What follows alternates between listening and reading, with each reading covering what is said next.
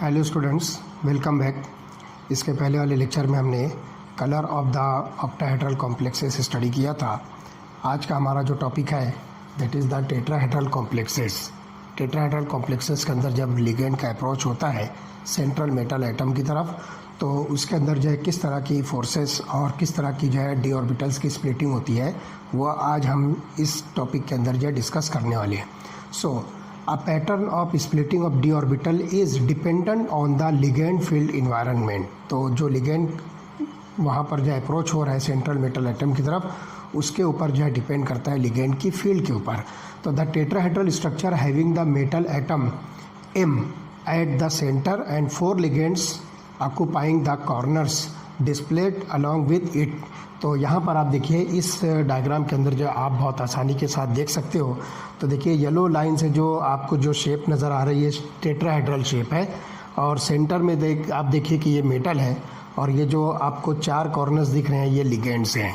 तो ये लिगेंड जो है सेंट्रल मेटल एटम के साथ अटैच्ड है, और सेंटर में जो है आप देख रहे हो कि ये मेटल एटम है, और ये जो येलो कलर की लाइन आपको दिख रही है तो एग्जैक्टली आपको जो है ये टेट्राहेड्रल स्ट्रक्चर नज़र आ रहा है। और इसके अंदर आप देख रहे हो this is the x axis, this is why axis and this is Z axis.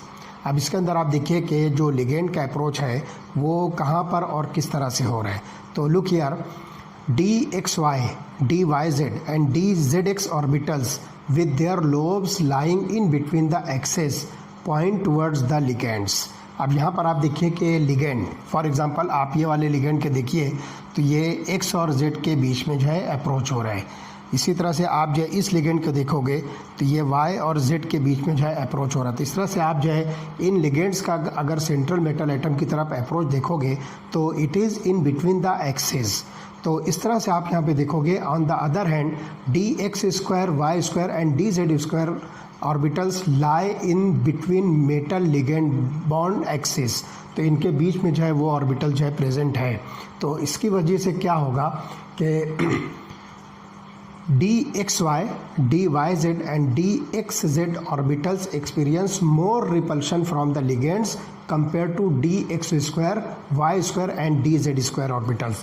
Ligand जब इसके बीच में से अप्रोच होगा तो जो बिटवीन द एक्सिस जो लिगेंड्स प्रेजेंट है जिसको बिटवीन द एक्सिस जो ऑर्बिटल्स प्रेजेंट है जिसको हम dxy, dyz और dxz कह रहे हैं, ये जो है ज़्यादा जो है रिपल्शन जो है एक्सपीरियंस करेंगे, जबकि dx स्क्वायर वाई स्क्वायर और dz स्क्वायर इसके अंदर जो है रिपल्शन नहीं होगा।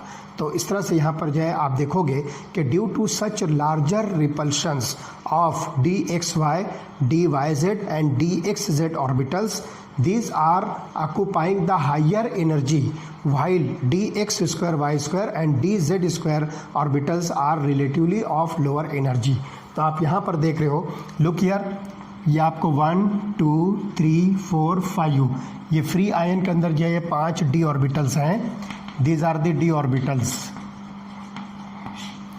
तो इसके अंदर आप देखिए कि 1 2 3 ये 3 ऑर्बिटल्स कौन से हैं, dxy, dyz और dxz, जिसको आप T2G सेट में कंसीडर करोगे।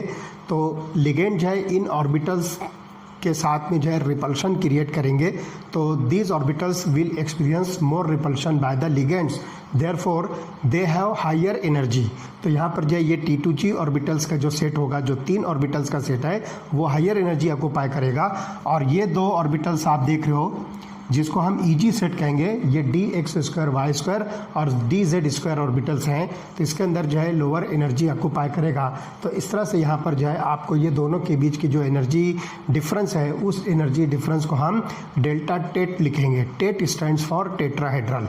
तो ये चीज़ जो है यहाँ पर हम कंसिडर करेंगे। तो this is the splitting of the D orbitals. तो ये वजह क्या है कि यहाँ पर जो है T2G ऑर्बिटल ये हायर लेवल पर इसलिए है कि लिगेंड जो है इन एक्सिस के अलोंग जो है अप्रोच कर रहे हैं सेंट्रल मेटल एटम पर, इसलिए ज़्यादा रिपल्शन की वजह से ये हायर एनर्जी ऑक्यूपाई करेंगे। तो each electron entering in one of the dxy, dyz and dxz orbitals raises the energy by 4 dq, whereas that occupying dx square, y square and dz square orbitals lower it by 6 dq। तो यहाँ पर जो ये energy का अगर gap आप देखोगे तो ये एनर्जी आपको मिलेगी 4 dq और ये वाली जो एनर्जी होगी दिस इज 6 dq। इस तरह से टोटल एनर्जी आपको मिलेगी 10 dq। जैसी एनर्जी हम यहाँ पर देखते हैं डेल्टा ऑक्टाहेड्रल के अंदर, वही एनर्जी आपको यहाँ पर भी मिलेगी। लेकिन एक बात यहाँ पर देखना है कि जो ऑक्टाहेड्रल की एनर्जी का जो डिफरेंस है उससे जो है कम एनर्जी डिफरेंस आपको जो है टेट्राहेड्रल कॉम्प्लेक्सेस के अंदर जो मिलेगा, और ये डिफरेंस तकरीबन जो है 4/9 होता है। This is 4/9 of the octahedral. Octahedral की जितनी जो है एनर्जी गैप है उसका 4/9 एनर्जी गैप जो है आपको यहाँ पर मिलेगा, जिसको हम टेट्राहेड्रल शेप में कंसिडर करेंगे। तो compared to the energy of the hypothetical degenerate d orbitals in the ligand field, a splitting of d orbital in tetrahedral crystal field is much less। तो यहाँ पर जो ये ऑक्टाहेड्रल की वजह के कंपैरिजन में हम जो टेट्राहेड्रल कॉम्प्लेक्सेस के अंदर जो एनर्जी गैप देखेंगे वो जो है क्या होता है, स्मॉलर होता है। तो ये स्प्लिटिंग जो है कम होगी। तो ये बात जो है ध्यान रखना है। 10 pairing of electron is not favoured in the tetrahedral structure. तो टेट्राहेड्रल स्ट्रक्चर के अंदर इलेक्ट्रॉन की पेयरिंग जो है पॉसिबल नहीं होगी, और यही वजह है कि the low spin tetrahedral complexes दस आर नॉट फाउंड।